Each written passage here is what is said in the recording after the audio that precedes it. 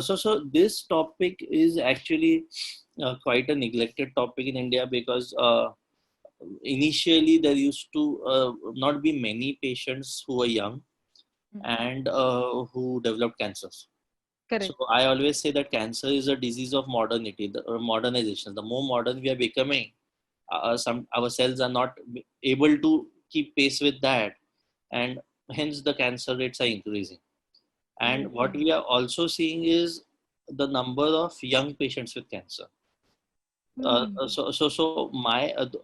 There's actually a very big field which is fertility preservation in cancer in general. Okay. So, which includes the medical oncologist, the in vitro fertility specialist. Okay. So, I focus mainly on fertility preservation in gynec cancers. Yes. So, there are three commonest cancers in gynecology, which you routinely see in practice. So, one is ovary, one is endometrium, and one is cervix. Yes. So, in each of them, if the patient is young, you can use certain techniques where you don't. What fertility preservation means, either you try to save the uterus, the fallopian tubes, and the ovaries, Hmm. or at least you try to save the eggs from the ovaries and the Hmm. uterus. So, which at a later date can be used for procreation. Procreation. Yeah. So, for example, like we had one case, she was a 34 years old lady Yeah. and who did not have a baby till now. Hmm. So they were married like 4 years ago, and then she started developing a ovarian tumor. Okay. So after checking, what we found out that it is what is called as a borderline ovarian tumor. Okay. So in borderline tumors, usually you don't need to remove the other ovary if it is absolutely normal. How is it different from the So now? ovarian tumors can be of three types. Simple tumors which are called as benign. Yeah. Then you have this entity called as borderline, which has a propensity to progress into frank cancer, Correct. but in a very small percentage of patients. Right. Right. Right. And third is the actual cancer that is called as Cancer. adenocarcinoma. Yeah. So in those, like if the other ovary is normal, you can preserve that ovary Okay. and the uterus. So many of the times people many of the doctors also, if they are not trained in fertility preservation, Hmm. they will see the word tumor and remove everything. Or Oh my God. or if it's not a gynec oncologist, Right. not aware of this possibility that even in certain cases of frank cancer also you don't need to remove the opposite ovary. They will end up removing the ovary and the uterus, and then the patient will lose her fertility.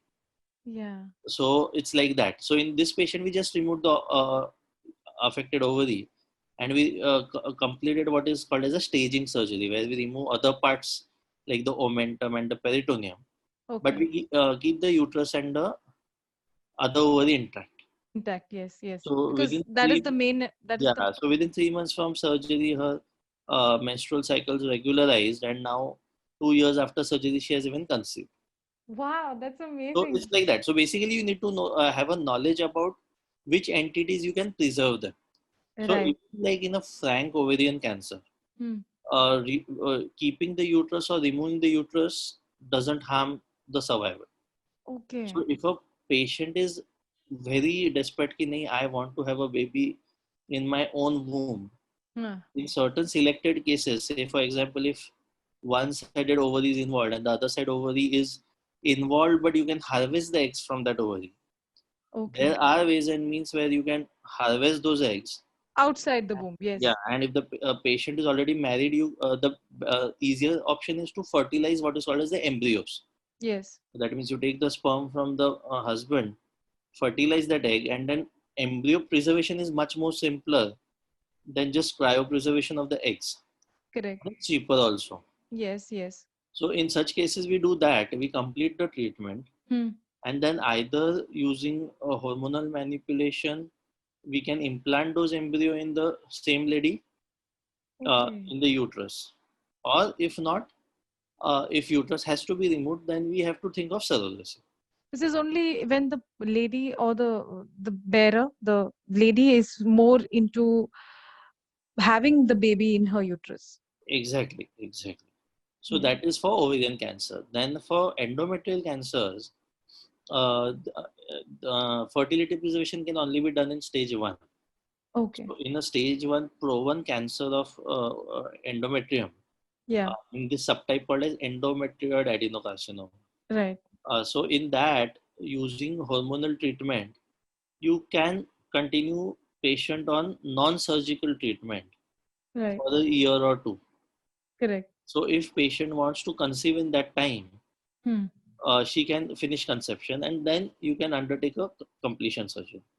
Okay. And that can be done only in first stage of the cancer. All right. Similarly, in cervix, there are multiple what do you say techniques wherein you can do fertility preservation. Again, it's possible only in first stage of the cancer. Uh, Okay. and it's like 1A, 1B maximum. Okay. So in that, what you essentially do is like sometimes just a wide excision called as a cone excision is done, Okay. which cures the cancer. Okay. Or in certain stages, you have to do something called as a trachelectomy. It's a specialized form of surgery Right. wherein you just remove the cervix, that is the mouth of the uterus. Okay. You keep the native uterus intact, Mm-hmm. and after removing that cervix with its cancer, you join the uterus back to the vagina Okay. and restore the continuity of the genital tract. Yeah. So at a later date, the ovaries are there, the uterus is there, so the patient can conceive. She will need a cesarean section, but the patient can conceive At least normally. she can conceive by normal means. Yeah, Yes. absolutely. So this is how fertility preservation works in from surgical perspective. There's Yes. also an aspect where fertility preservation is done for protection from chemo, protection from radiation, but then that's a one-hour topic in itself. We can Yeah. later date.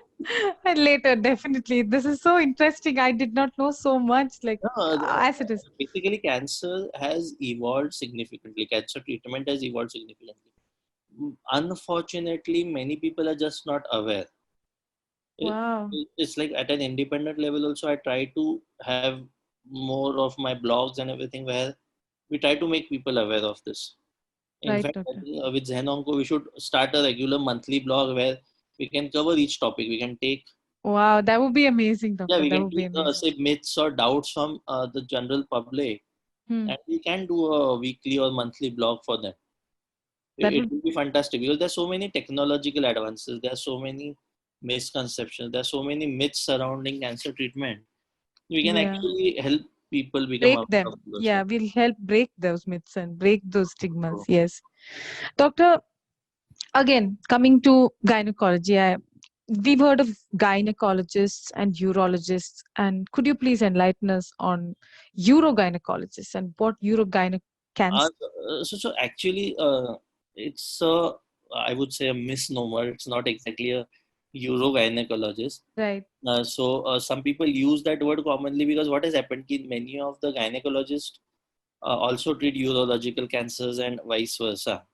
Okay. And then there is a specialty in itself called as a pelvic disease special.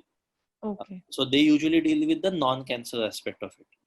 And Okay. they treat both gynecological and urological problems. So that is why this term urogynecologist comes, but that is Yeah. not a right term. So in oncological perspective, you will have a uro-oncologist, Uro-oncologist. so Yes. who deals with the cancers of the urinary system, you can say. Yes. So basically, the kidney, the bladder, the prostate. Yeah. And what happens in male, the urogenital system is common. So a uro-oncologist will treat the genital system in males. So when you say a genitourinary system in males, you don't need a special specialist for that. Yeah. But Okay. what happens in females for gynec oncology, so ovarian cancer or uterine cancer, many times the gynec oncologist is also not trained in urology. So they sometimes have to involve the urological surgeons. Oh. Give you an example, like if you have a recurrent cervical cancer, that means a cervix cancer which has come back again. Yes. Many times, I would say 9 times out of 10, it will involve the urinary bladder. Okay. So in these cases, you have to remove the urinary bladder. Okay. Okay.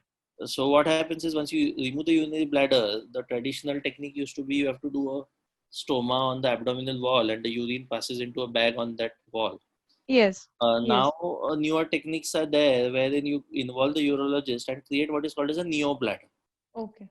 wherein the patient has to pass a catheter from below to Yes. empty the bladder, but then the patient has urine passing through the normal pathway.